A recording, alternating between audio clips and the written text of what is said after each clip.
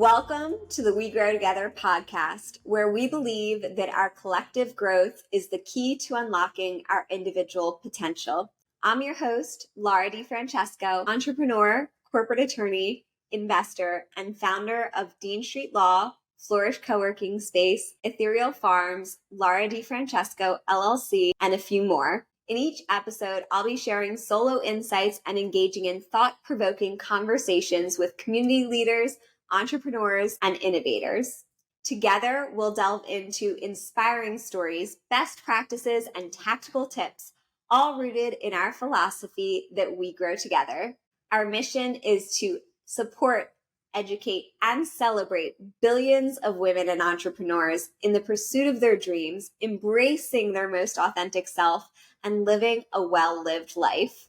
Join me as we explore entrepreneurship, lifestyle design, wellness, and a lifetime of learning. Whether you're an aspiring entrepreneur, a seasoned business owner, or someone looking to design a life you love, this podcast is for you. Tune in to the We Grow Together podcast, because by sharing our stories and learning from one another, we can achieve more than we ever thought possible.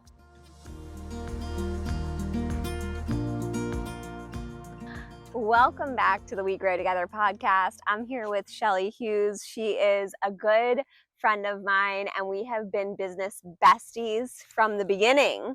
And I have absolutely loved our supportive relationship with each other. Today, we're going to be talking all about our planning business boot camp that we do every month, our quarterly planning, annual planning that we do. So, Shelly, why don't you introduce yourself as founder of Nolia Roots? I would love to.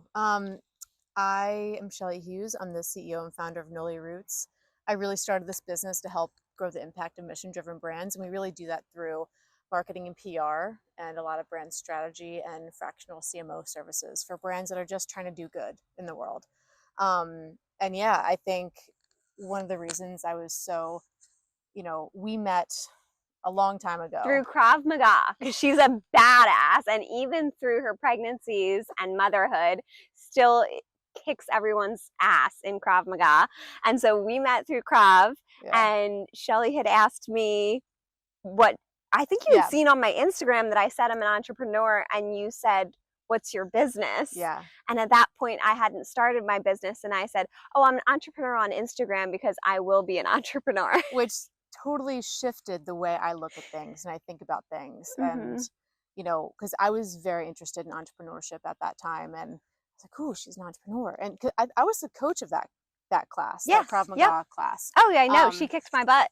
And I was like, oh my gosh, like I have to learn more about this person. I'm so interested in entrepreneurship. And I asked him, like, what's your business? And you're like, I don't have one yet. And I'm like, I love this person. And it's like, it was the first introduction for me for just, I guess, lack of a better word, manifestation of putting yourself where you want to be and calling yourself what you want to be in 10 years, not what you are now.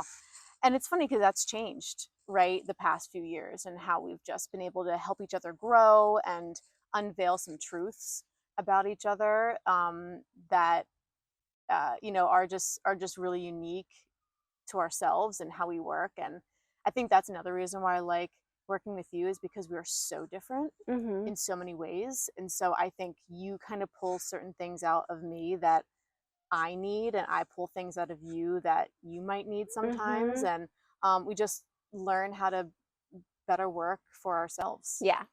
And ironically, one of the things that we were talking about just a couple minutes ago, so we just did our 2025 planning. It is not even the end of August, and we have already planned substantially 2025. And now we're going to be diving into the nitty-gritty of systems, strategies, execution, now that we have the big picture. So just want to give you an insight into how we approach planning. We're very proactive. Last year we did it in October, and it was too late for us.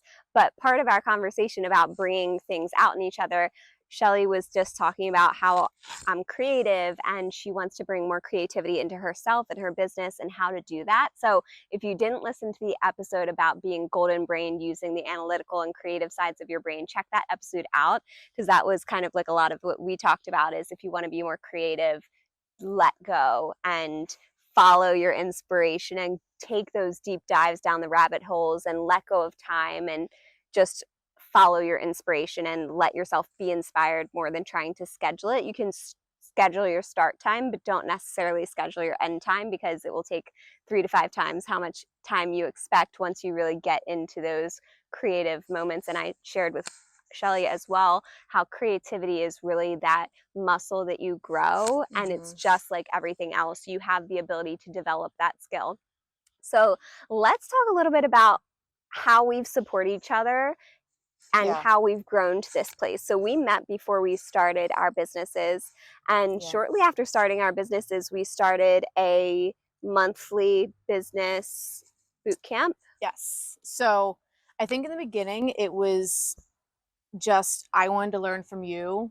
I admired you, and I was like, hey, do you want to start talking? Like, I think we just had a couple meetings in the beginning, and we decided, hey, I think this should be a monthly thing, because we really helped each other at that point. It was definitely more reactive than proactive.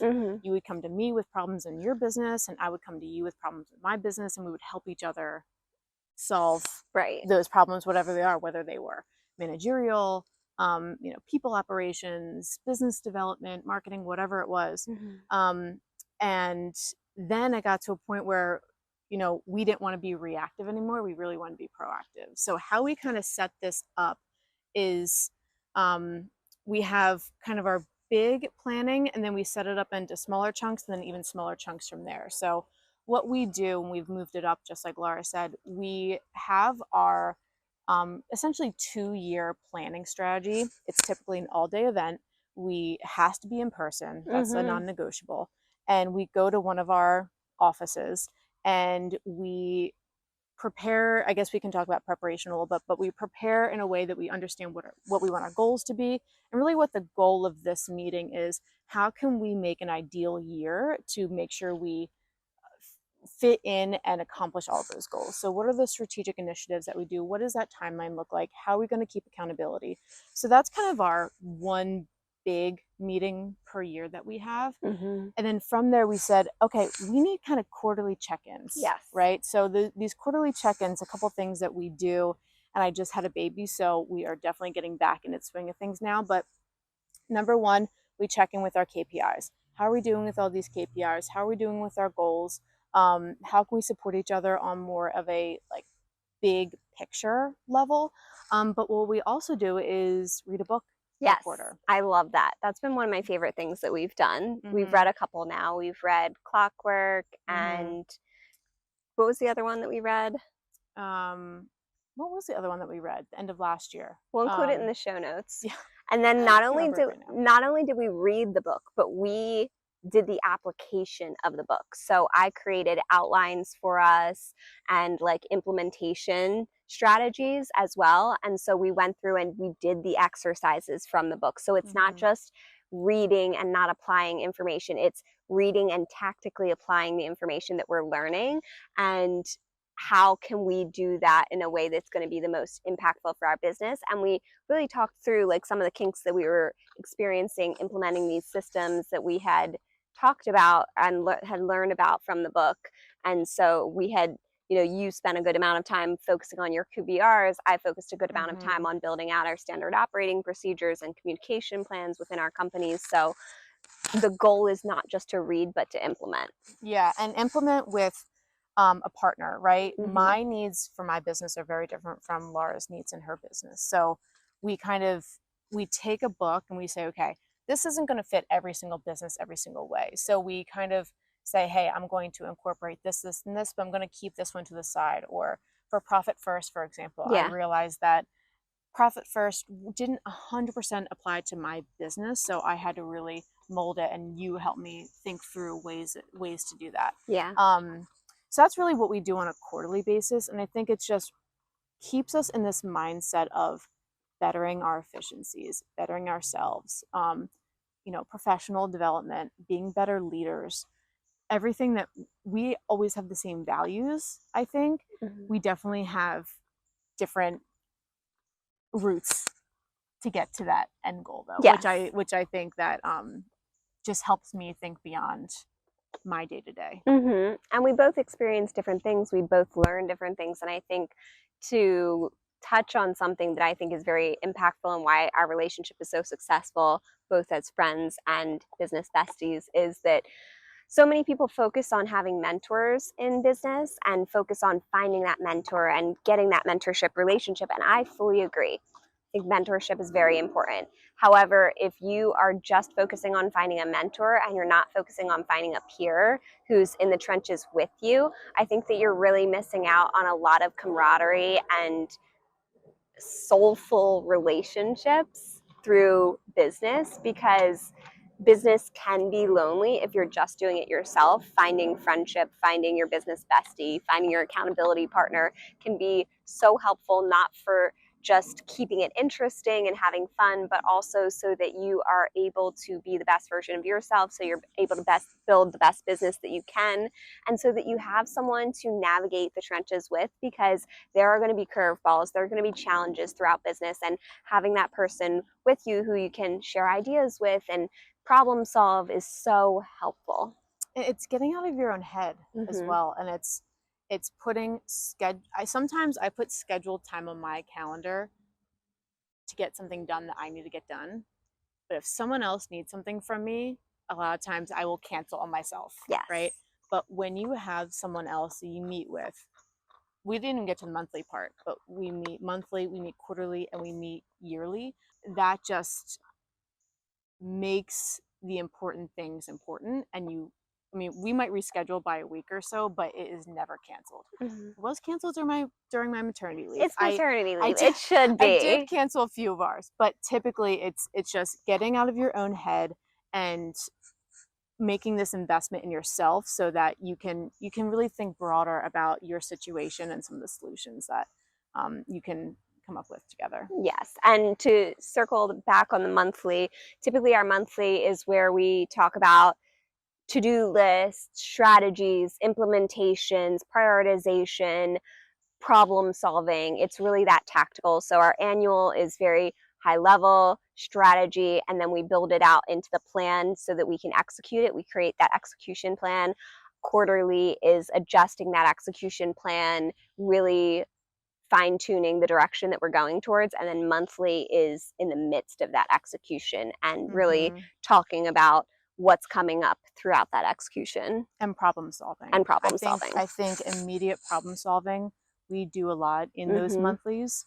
Originally they were scheduled for an hour, but we recently expanded them to an hour and a half because we always go over it. And I think it's those are meetings where it's worth the deep conversations that you don't want to stop. Like those, you need those in your life anyway. But I want to ask you, why do you like this boot camp system, and what do you really get out of it as a leader and an entrepreneur? I love having someone to do business with. I love to have camaraderie and companionship in all of the things that I do. I love finding my people in different areas that I ride with, that I work with James on home projects with, that I make my dress with my mom. I love the camaraderie and companionship. So to me, that's the number one thing that I look for. But you also bring so much more structure to me than I do. I'm really good. I mean, I can get super analytical. I created all those outlines for us. I created all of those like exercises for us to do. I can do those big pushes, but I'm not a cyclical person. I'm not a routine person at all.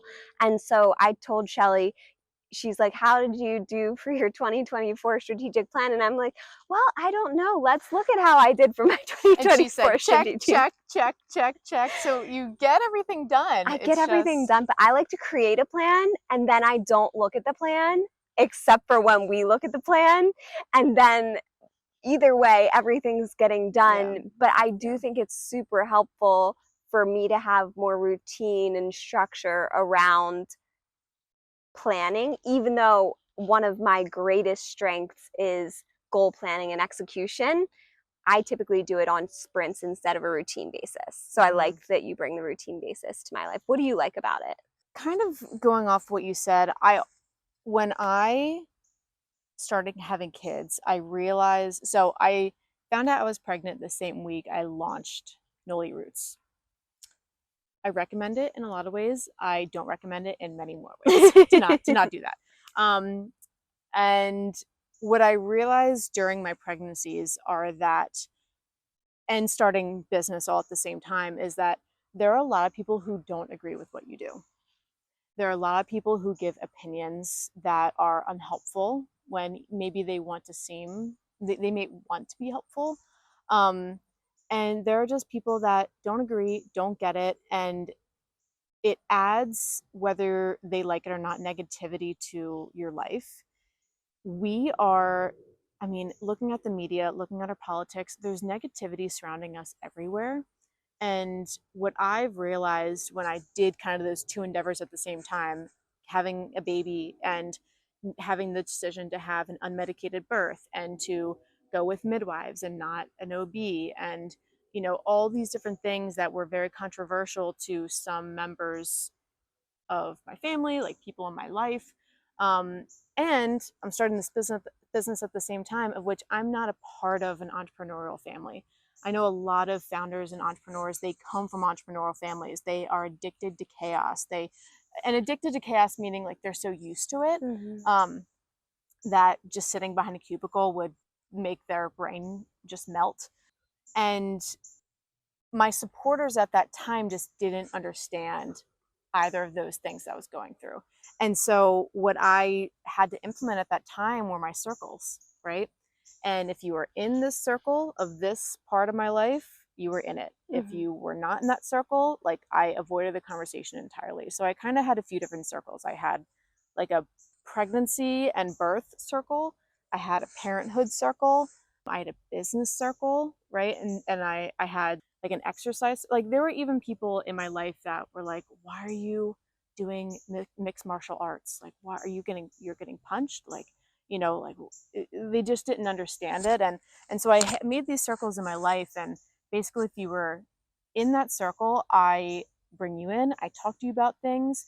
But if you're not in it, I don't even bring up the conversation. And for me not to bring up my business with people I love in my life so much and I know care about me, it's kind of odd because it's such a big part of my business. Yeah. But it came to a point, and no one was malicious or anything like that, but it came to a point where I needed to protect what I needed to protect.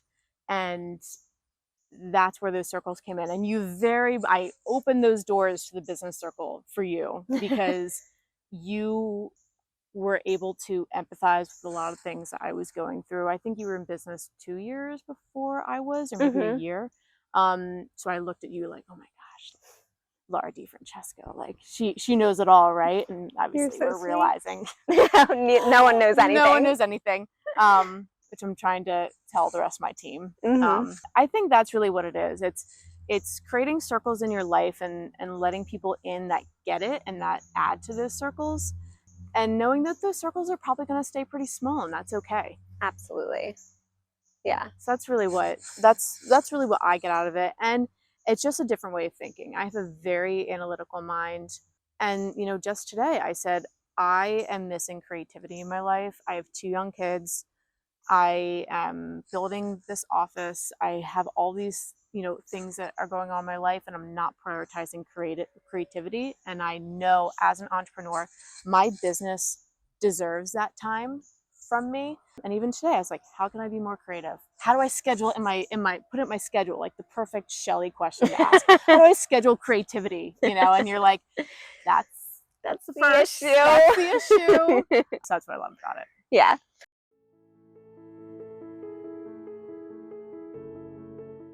Discover Flourish co-working space, where your best ideas come to life in a lush, sustainable, and inspiring environment.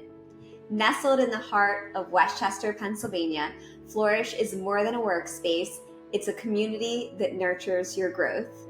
Whether you're an entrepreneur, creative, or professional, you'll find the perfect setting to thrive or host events. Come as you are, and let's grow together. Book your tour today and start flourishing.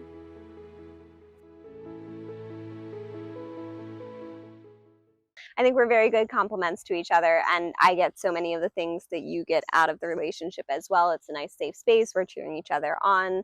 I share a lot in life, and I think a lot of people think that I am so much more public than I actually am because they have this perception that I share so much, and I'm so happy to share as much as I can, but there is so much of my life. I think it's always important to know when you see someone sharing their life, they're probably sharing 1 to 2% of their life. And there's so much of my life that I don't share, both for respect for the other people in my life, especially for the challenges that I go through in my business. I'm not going to talk about HR challenges on my podcast. I may talk about an episode and overall and generalize it, but I'm certainly not going to be talking about it when I'm going through it and someone on my team might hear it. So those conversations that you need to have a good ear for and have someone who's good at listening and good at problem solving and be there for you in the way that you want them to be is really important, I think, for everybody, no matter your endeavors, no matter what is on your heart and mind to bring to life. So let's talk a little bit more tactically about how we have our annual meeting, because that has been the theme of today, and talk about our preparation. So we both come to it with a lot of homework done. Last year's preparation was quite different, I would say, than this year's preparation. Last year, we were thinking about the cost of services and granularly capacity, just kind of trying to make analyzing our profits, knowing that it was later in the year, so you could analyze profits a little bit more. Very true. Honestly, you know? This year, we really focused on setting our intentions for 2025 and setting our intentions for the next year.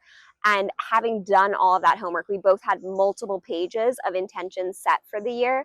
And then we came to this meeting sharing our intentions, sharing best practices and what each other would recommend, strategies, and really nailing out the next phase of those, of thinking through it.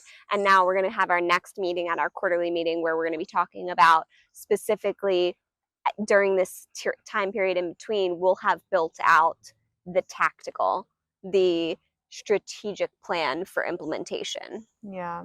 And I think, you know, we can do a lot of this all in one day, but I almost like separating it a little bit because it takes me, you know, a lot of what I bring to the table on these days, you will challenge me on, and I have to say, okay, wait a second.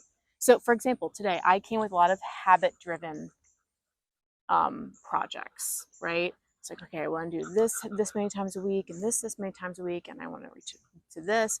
And you really challenged me today to turn them all into goals and achievements. And so what I'm going to do now is go back, look at all of what I thought were goals at, you know, when I was doing this, you know, earlier this week and last week, and turn them into true smart metrics and KPIs that I can really check off, and then be able to look at my seasonality and my schedule and say, hey, this is what my perfect year is going to look like, and then even more granular, this is what my perfect day is going to look like to help achieve those goals. So I'm excited to kind of just already know what 2025 is going to look like. And so much more interesting too, what we realized today was a lot of what we put down, we can do so much prep work for in 2024. And how amazing is that we are working on our goals, you know, midway through the year before for 2025 and even 2026. It's going to feel so good. It's going to feel so good. And, you know, I always feel like once January starts, January goes by so quick, February goes by so quick, and all of a sudden you're almost in Q2 and you're like, where did Q1 even go, right? Because you're just in it. And I think just giving us this extra quarter or two, quarter and a half or so, it's just going to set us up so much better. I completely agree. And so what we do from here is we typically create a calendar from this meeting. And so the calendar for me is on an Excel. It is what do you call those things that I create? Gantt chart. It's a Gantt chart. I I use them every day in my business and have no idea what the name is. So it's a Gantt chart. I create Gantt charts for all the projects that I work on. And so I create the year. First, I put it in all of my personal obligations, weddings, birthdays, the things that are going to affect the cyclicality and seasonality of my life and how much availability I have in different seasons of my life. And then we input after that, I would say travel, and that kind of goes hand in hand. And then we start to put in our big things. And so for me, one of my biggest things is publishing a book this year. And so that's going to take up a couple months. That's going to really depress my ability to put time into other buckets of my life.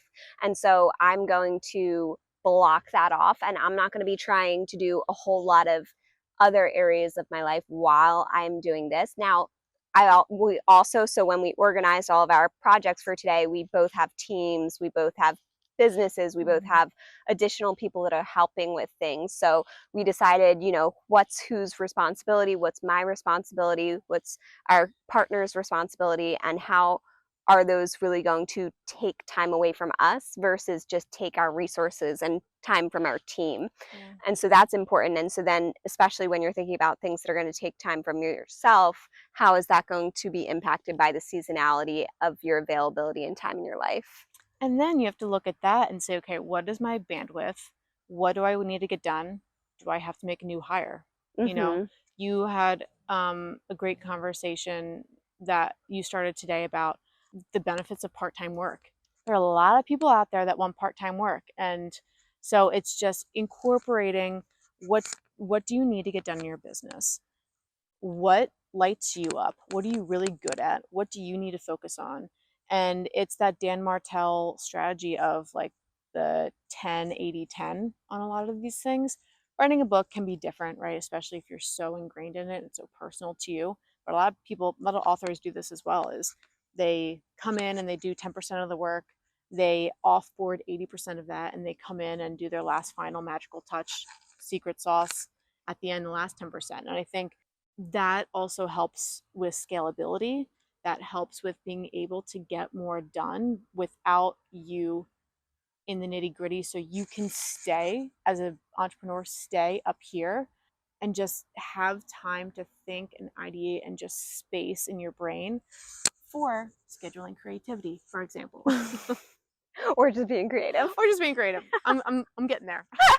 Eventually we won't schedule it. Eventually you're just going to be taking on these creative journeys. I told her to beware that your time becomes not your own when you let your creative beast inside you just take you on loops. But it's so important. My business deserves a creative leader. And if I don't dedicate time, whether scheduled or not, to creativity, it is only going to take my business. It's not going to bring my business forward. Absolutely. So that was a really good conversation I had today.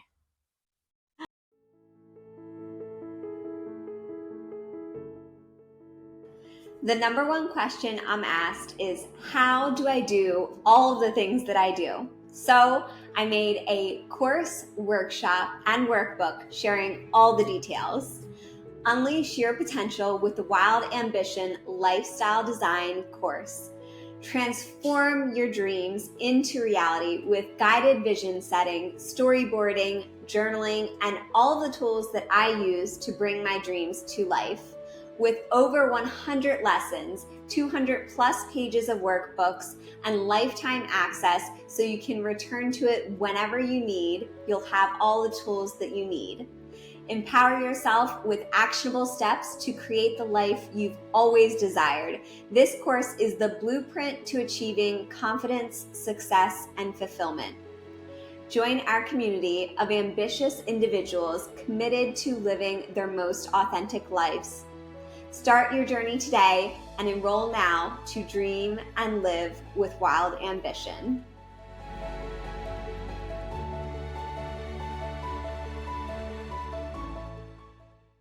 The moral of the story is keep talking to people and find individuals that you sync with. Find individuals that have, even if it's a different work style than you, the same ambition. If you can find someone that has the same ambition as you, similar values, like I said, maybe it's very different on how you achieve that ambition and those goals and those values. Keep talking to people, keep networking. Relationships are, in my opinion, are so much stronger than anything else in business. And so whether that relationship turns into a new business client, whether it turns to a mentor, whether it turns to a referral source, whether it turns to a boot camp, cadet, like just building your relationships is so integral into just building your business as well. Absolutely. And we will have a lot of information from what we've talked about today in the show notes, how to connect with Shelly.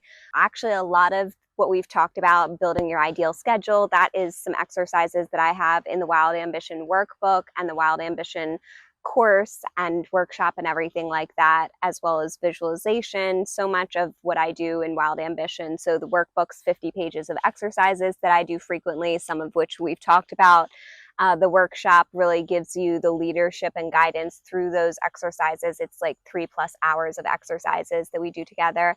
And then the Wild Ambition Lifestyle Design course is over 100 lessons, over 200 pages of workbooks to really show you tactically how I go through taking the ideas and dreams on my heart and building those out into the world. So I hope that this conversation about how we approach planning our year for incredible success has helped you.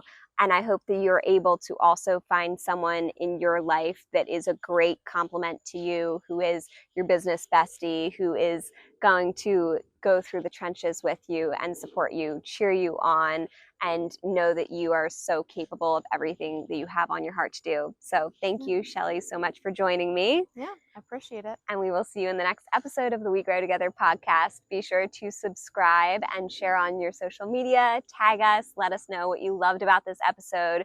And feel free to comment on my latest post what you'd like to see next. Thanks, everyone.